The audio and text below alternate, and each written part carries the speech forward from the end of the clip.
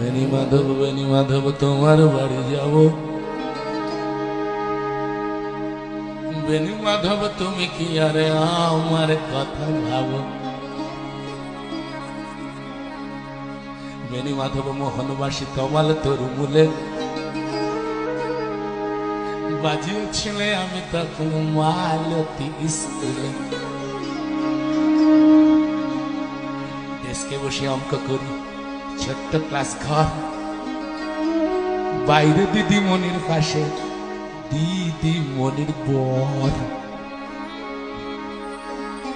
আমি তখন নবম শ্রেণী, আমি তখন শাড়ি। আলাপ হলো বেনি মাধব সুলেখাদের বাড়ি। বেনি মাধব লেখা পড়ায় ভালো, শহর থেকে বেড়াতে এলে আমার রং কালো। তোমায় দেখে এক দৌড়ে পালিয়ে গেছি ঘর। বেনি মাধব আমার বাবা দোকানে কাজ করে। কুঞ্জে জলে কুঞ্জে তবু উঠেছে মঞ্জরি, সন্ধেবেলা পড়তে বসে অঙ্কে ভুল করি। আমি তখন নবম শ্রেণী, আমি তখন 16। ব্রিজের ধারে বেনি মাধব লুকিয়ে দেখা হলো। বেনি মাধব এতদিনের পরে সত্যি বলো, সেসব কথা এখনো মনে পড়ে? সেসব কথা বলেছ তুমি তোমার প্রেমিকাকে?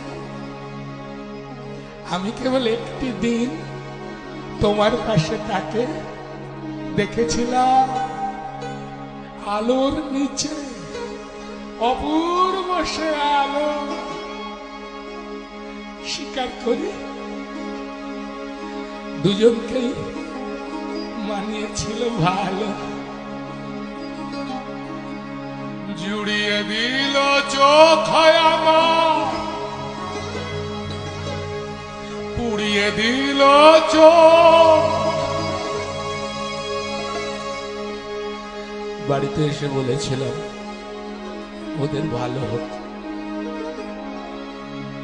রাতে এখন ঘুমোতে যাই একতলার ঘরে, মেঝের উপর বিছানা পাতা, জ্যোৎস্না এসে পড়ে। আমার পরে যে বোন ছিল চোরাপথের মাকে মিলিয়ে গেছে। জানি না আজ কার সঙ্গে থাকে। আজ জিতেছে, কাল কি হবে, কালের ঘরে শনি। আমি এখন এই পাড়ায় সেলাই দিদিমণি। তবুও আগুন বেনি মাধব, আগুন জ্বলে কো